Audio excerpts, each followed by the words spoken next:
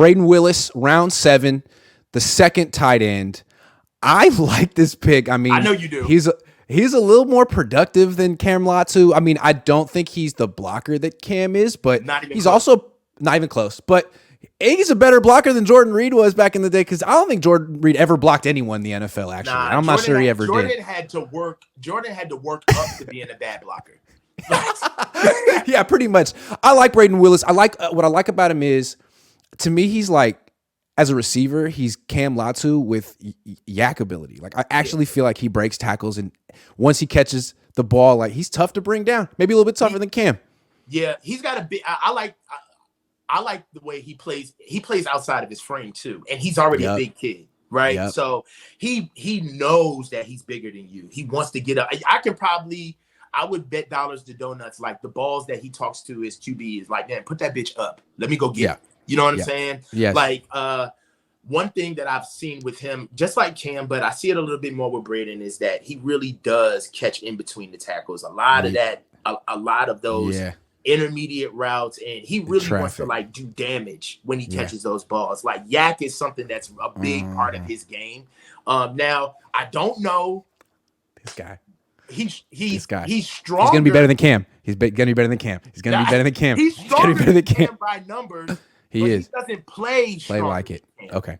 He doesn't play stronger. So Cam's just legitimately a better blocker than him. Yes. Like, more in my opinion, and this is just an opinion, but in my opinion, I think that Cam plays with more technique.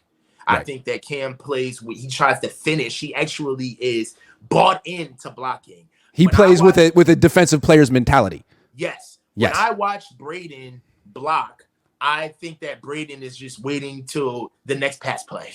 He's trying. And God, he's in the NFL. I'm not. You know, okay, fair enough. So you're doing something that I don't know yet. Yeah. But in round 7, I love this value, man. I think he's going to make the team. Skills. Yeah.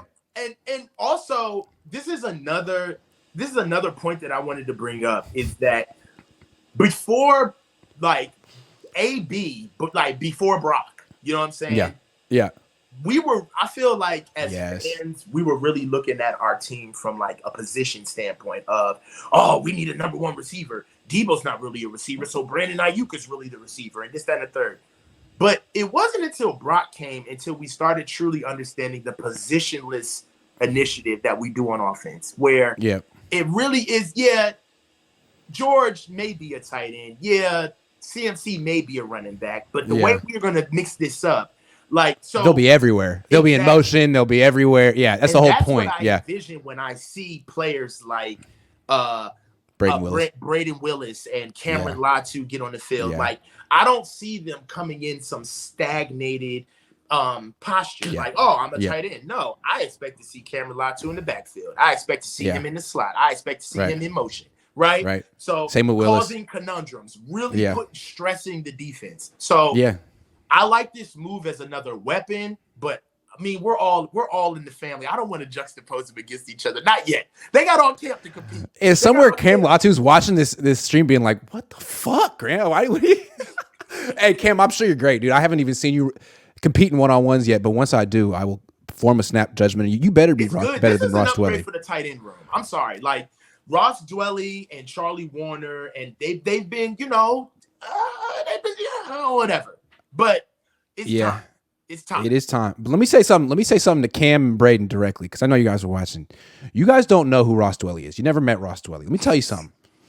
A lot of people have tried to beat out Ross Dwelley in the NFL. No one has ever succeeded or ever taken this man's job. Many have tried. Here's the thing I know about Ross Dwelley. He's not a good blocker, but he does try very hard, so you better have more effort than him, and his technique is good. He actually played fullback. He doesn't have the body for it. And he wins all of his reps in one-on-ones. He never loses. He runs a 5 flat, maybe a 5-1. He just kind of rumbles up the field. He has this little shake and wiggle, and he is 6'5", and he catches the ball away from his frame. If he's covered, he always wins. So you better always win too. Otherwise, it's going to be tough to take his spot. Charlie Warner on the other hand, you could take his spot. He does nothing at all. Yeah. But nothing at all. I'm glad we needed. But if you think about it, Charlie Warner was a pick. Yep. You know, he was a pick. These guys were brought in to do more than what they're giving us, right? Yep.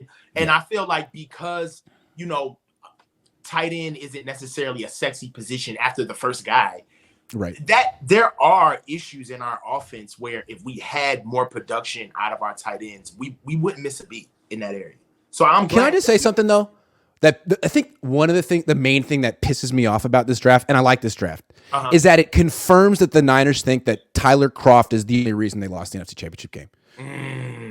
You know what I mean? It's like, you know what? Let's just get two tight ends, and now now it's like, no, that's not why you lost. It wasn't Kroft's fault. You shouldn't have put him in that position, Kyle. Yeah. You're telling me Cam Latu would have made that block? Come on, man. Well, look, you know, and that's just let's just call it what it is. Our offensive philosophy is 50 Cent, get rich or die trying. Like, you better, you know what I'm saying? Like, you know, like, you better get down and lay down. This is how we do it. We're staunch in our beliefs. Yeah. And if you can't do it, we'll find somebody who will. Yeah, we're not going to change what we do, no matter what happens. It's your fault, not my fault. So see you later, Tyler Kroft. See Trey Lance right. if you want things to be done your way. Another thing that I wanted to bring up. You mentioned these like old rookies, experienced rookies, all of them, kind of like they don't want to do the Trey Lance thing again, right? Yeah, kind of like they acknowledge they missed something and needed to learn from it. We talked about this. Yeah. And you know what? This is going to keep coming up in the show. I'm going to bring it up every time we go to a player, but the common denominator with the majority, if not all of our rookies, and that's because I just haven't found out, is that they all have significant amount of experience under their belts. Yes.